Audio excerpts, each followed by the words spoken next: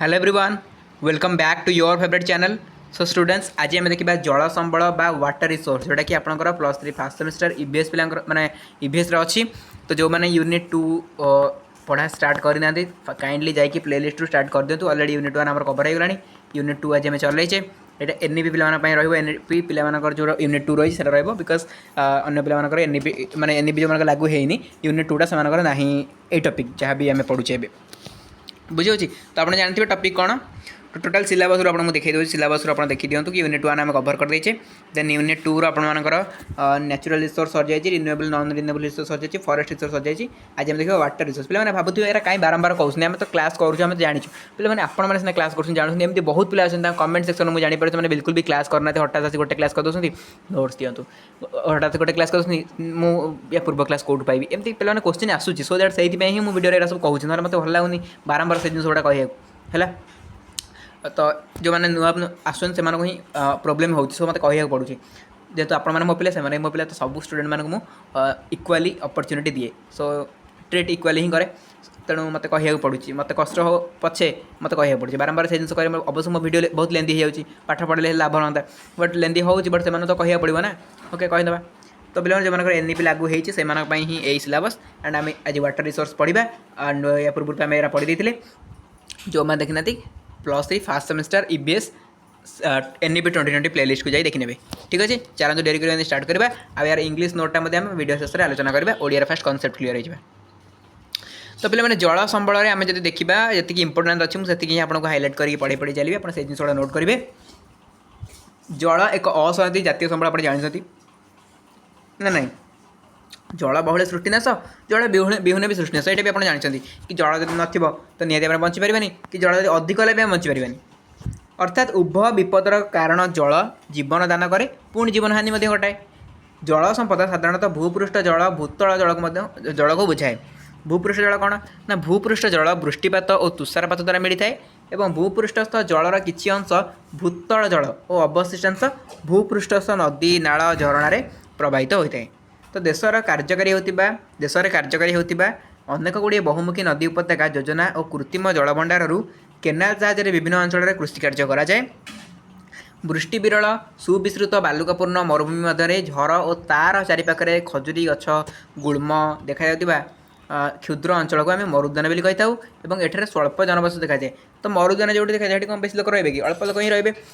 तो मरुद्यान तो आम देखते मरुद्वीप कौन देखा मरुद्वीप कौन जन विरल मरुभूमि मध्य मरुद्यान सागर मध्य द्वीप सदृश थी कहुए मरुद्वीप। ठीक अच्छे तो कौन कहले एतिक जिन आपको समरीटा यार कहीदे जे जल बिना आम बंचा असंभव है। तो भूपृष्ठ पर जल निहाती आवश्यक गोटे मनुष्य बचाई हूँ जीवजंतु बचाई हूँ जल निहाती आवश्यक। आउ जो वृष्टि विरल अंचल से कौन देखा निहाती मरुभूमि देखा मरुभूमि मरुद्यान देखा बेसी लोक रही निहाती भाव आ मरुद्वीप कौन ना विरल मरुभूमि मध्य मरुद्यान किसी सागर मध्य द्वीप सदृश थाए मरुद्वीप बोली कहुए। तो यहाँ मतलब लगुनि बुझेगा दरकार पड़े बिकज आप plus three student graduation student दरकार पड़े आपको सब बुझेबे आप जल विषय बहुत भल भाव पढ़ी पढ़ी आसला। तो यहाँ जब मुझे बुझेबी छोट छुआ बुझेला भाई लगे तो केवे भी यहाँ भावतुनि कि कौन पढ़ी दूसरी बुझाना आप माइंडफुली शुणु जिनसा बुझीपारे किसी बड़ जिन ना सिंपल जिन है प्लस थ्री स्टूडेंट को एमती पढ़ा जाए। सो मुझे जी दरकार जी बुझा जिन आप बुझाऊँ बट जी बुझा जिन जस्ट आप बुझीपारे पढ़ले तो सर मुझे भल भाव पढ़ी जमी आप बुझीपारे आपर जब भी डाउट रोज देन कमेंट पचारे ना ये जिन डाउट रहा बुझीपारे कि कौन कहे मुझे निहाती रिप्लाई करें कमेंट जब करूँ किसी भैल्यूएबल कमेंट जो थी कि बुझीपारे कि किसी डाउट रहा तो से रिप्लाई निहाती है। तो देखो पे आउ जिन प्राणी शरीर में प्राय 65% आ उद्भिद 65% रु 99% पर्यंत जल रही है। तो क्या शरीर में केते जल थाए आप जानीपारे।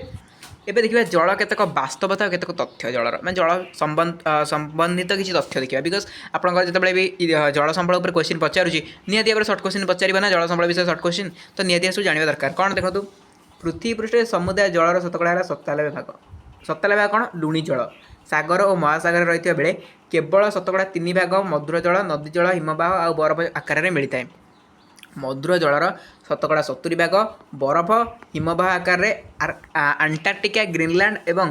पर्वत शिखर गुड़िक गच्छित थिबा बेले अवशिष्टांश शतकड़ा 30 भाग कम जल भूपृष्ठ जल रूपे संचित होता है। कौटी केते जाने कौटी केते रही जानी पारे ना 97% तो छाड़ते किसी नुहे कहे चले ये तार गला भारी कौन लुणी जल होकर रहा सागर महासागर में बट ये जो 3% रहा आउ 3% को भाग भाग कराई 3% को ही आम व्यवहार करुचे बेसिकली बुझेगा। चलतु भारत में वार्षिक मुंड पिछा मिलुवा जलर परिमाण अनुसार भारतर स्थान पृथ्वी पे मैंने 133तम स्थान में भारत अच्छी समग्र वृष्टिपात परिमाणर शतकड़ा प्राय 4 भाग भारत पाई है वृष्टिपात जी हुए तार 4% भारत पाई है 2025 मसीहा सुधा भारतर अनेक भाग जल संकटर सम्मुखीन हो आम देश पृथ्वीर अन्य देश और अंचल सह सामिल हो जलाभाव और जल संरक्षण आवश्यकता। अच्छा जलाभाव कहीं रोज जल अभाव कहीं रोचे आ जल संरक्षण आवश्यकता कौन कहीं आम जल को संरक्षित कर रखा ऋतु अनुसार वृष्टिपातर अनिश्चितता रोचे मौसुमी वायुर अनियमितता भी रोचे आप देखुं कम बेसी परिमाण वृष्टिपात भी होती सब गुड़ाक देखिले आम जापे ये सब गोटे जलाभावर कारण कौन ना वृष्टिपात अनिश्चित दिन वर्षा है दिन है वर्षा पाखे वर्षा हवा कथा होनी कि मौसुमी वायुर अनियमितता मौसुमी वायु जो टाइम आसा कथा आसुनी कम बेसी परिमाण वृष्टिपात आप जानते कौटी बेसी वर्षा है तो कौटी बिल्कुल ही ना तो एमती जो होगुड़ाक ही हूँ कौन कारण जलाभावर कारण होगुड़ाक तेणु जल संपदर अत्यधिक शोषण और समाज में विभिन्न वर्गर लोक जल उत्सर दूरत्व अधिकांश क्षेत्र में जलाभाव दायी हो रही है। तो जलर आवश्यकता जनसंख्या बढ़ा सह आशाचित भाव में वृद्धि पाइबा लगी आप जानते जलर आवश्यकता केते आप निजे खाली हिसाब करूँ आप एका केते लिटर जल दिन को व्यवहार कर तेणु अधिक खाद्य शस्य उत्पादन पर जल संबल चाप पड़ुଛି फल जलाभाव देखा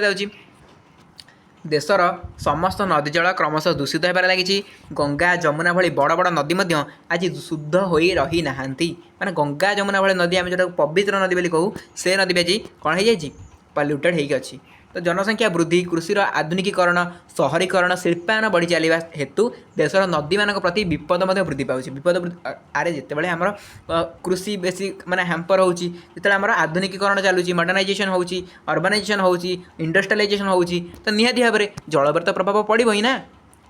समस्त हृदयंगम करने उचित निजक स्वास्थ्य दृष्टि निरापद रखा खाद्य सुरक्षा सुनिश्चित करने जीवन जीविका बजाय रखा सहित परिसंस्था को अधपतन होगा न देवाटा इंपोर्टाट आप निजर उन्नति करेंगे ठीक अच्छे निजर डेवलपमेंट करेंगे ठीक अच्छे बट परिसंस्था जोटा रही आपको कहीं हैम्पर करुँच जो जल संबल रही जो आमर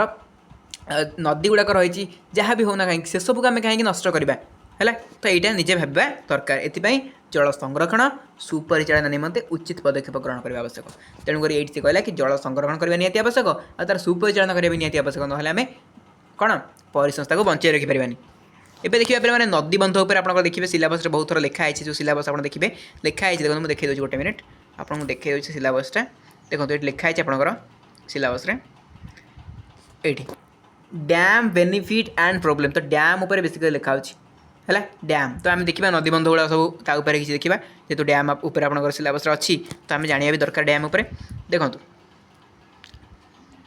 ये देला आपंकर बहुमुखी नदीबंध योजना और समन्वित जल संबल परिचालना जल संबल संरक्षण एकांत आवश्यक जल संबल आम जो संरक्षण करने निहाती आवश्यक कहूँ कहीं माने तार पदक्षेप आम कौन देची डैम आम करे ना डैम करे ना नहीं तो सही जिन जल संबल संरक्षण एकांत आवश्यक हो प्राचीन काल में नदी शଯ୍या पत्थर बंध तटबंध जलाशय ह्रद और केनाल निर्माण करा पूर्व कथा कहुच्छी आगुरी कौन करमती नदी पानी को माने कौन आवश्यक दृष्टि आम संरक्षण करने पत्थर बंध कराला तटबंध कराला देन जलाशय कराला ह्रद केनाल ये निर्माण कराला किंतु वर्तमान समय आम तो सेटा करूँ बेसिकली कौन कर पारंपरिक नदीबंध योजना नदी शଯ୍या बंध बांधि जल भंडार सृष्टि कर परवर्ती काल में संचित जल को कृषि क्षेत्र हाँ यहाँ कहला पूर्व कथा जे पारंपरिक उपाय आम जो पूर्व आम कौन करुले ना नदी शଯ୍या बंध बांधि आम जल भंडार को नौले और कृषि क्षेत्र में व्यवहार करुले किंतु आजिकल कौन हो नदीबंध योजना द्वारा जलसेचन जल विद्युत उत्पादन घरोई शिल्प क्षेत्र में व्यवहार बन्या नियंत्रण नौका विहार मत्स्य प्रजनन आंत स्थलीय जल परिवहन पर्यटन मनोरंजन आदि बहुविध कार्य व्यवहृत हो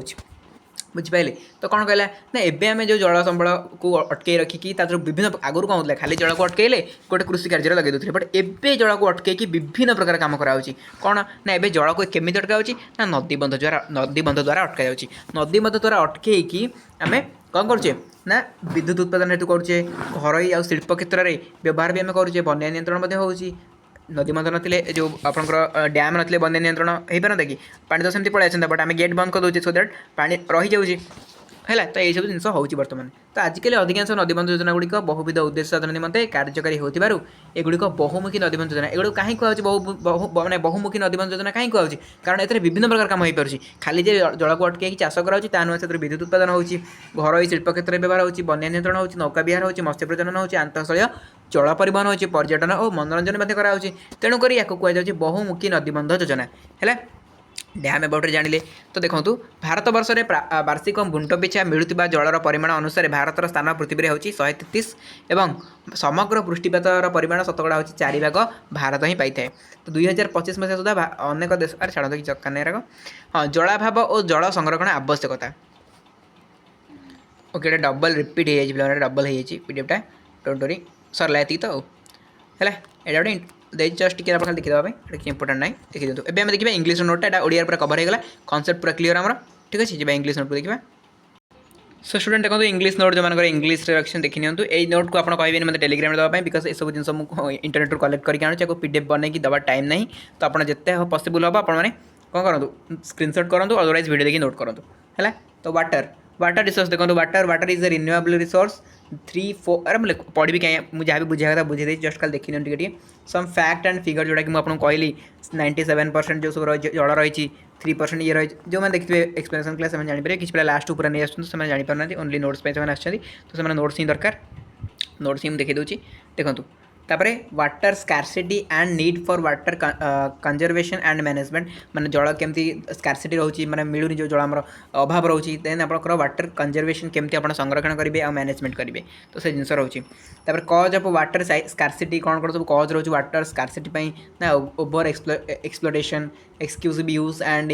unequal access to water among different social groups then large pollution ठीक अच्छे सॉरी पॉपुलेशन तापर डैम ऊपर आपको कहली निहाती डैम ऊपर पढ़िए बिकज आपको सिलेबस डैम पर अच्छी तो डैम्स ऊपर लिखाई देखो पढ़ीदेवे तापर मल्टी पर्पज रिवर प्रोजेक्ट कौन सब मल्टी पर्पज रिवर प्रोजेक्ट रही देखिए तेना आपंकर advantage of multi purpose river project तो तार एडवांटेज कौन रोज सब रिवर प्रोजेक्ट कराऊँगी हाँ नदीबंध योजना सब कराऊँगी आम जहाँ भी रिवर प्रोजेक्ट कराऊँगी प्रोजेक्ट गुड़ा जहाँ भी हो तार एडवांटेज कौन रोचे देन डिसएडवांटेज भी तार रही खाली तो एडवांटेज रही डिसएडवांटेज भी रही तो डिसएडवांटेज कौन रही मल्टी पर्पज रिवर प्रोजेक्टर यहाँ मजा लिखे देन आपंकर movement against multi purpose river project movement सब कौन कौन होती आप जानते हैं नदीबंध योजना है बहुत सारा तेहेरी डैम होता गोटे मुवमेंट देन आपंकर नर्मदा बचाओ मुवमेंट होता प्लस 2 टाइम सब पढ़ी से जिन लिखाई ठीक अच्छे तापर आपंकर रोचे रेन वाटर हार्वेस्टिंग आपंकर रोचे भी गोटे इंपोर्टेंट टॉपिक तापर देखो हाउ टैंक्स वर्क टैंक गुड़ा जो सब कराऊँ टैंक गुड़ा केमी कम कर लिखाई तो स्टूडेंट बुझिले तो मुझे जी वाटर रिसोर्स पर जी नोट्स प्रोवाइड मैंने करिया कथा वीडियो थ्रू रे करदेली सो किसी पिला टेलीग्राम जॉइन कर पाना तो बहुत सारा प्रोब्लेम भी फेस कर भी नोट्स पाई पाना तापर मत भी टाइम होनी के पीडीएफ बनने नोट्स शेयर करें जी टाइम हो नोट्स मो पाखे रही मुझे पीडीएफ थ्रू रे शेयर कर बट जी आप वीडियो नोट्स दूँ से वीडियो ट्राए करूँ आप पढ़ापढ़ी करने पॉज करके वीडियो को कि स्क्रीनशॉट करके बुझे तो ये थिला आपनकर वाटर रिसोर्स टोटल ऊपर कंप्लीट हो गला देन आम देखा मिनरल रिसोर्स नेक्स्ट क्लास रे ठीक अच्छे तो रेगुलरली क्लासेस होची आपण माने काम वाला चैनल को सब्सक्राइब करके क्लास को अटेंड करार अच्छी बेल आइकन को ऑल कर देथिबे आ सिलेक्ट करके ऑल सिलेक्ट करथिबे हला जेतेबेले भी क्लास करबे आपण नोटिफिकेशन जीवो सब बडे इवनिंग टाइम 7 pm रे क्लास होची नले 6:45 pm रे भी क्लास होची ठीक है प्लस 3 पिला जॉइन करबे आज क्लास को पिला अटेंड करबे देखा आप आपण माने next and face video till that Tata love you all thank you so much.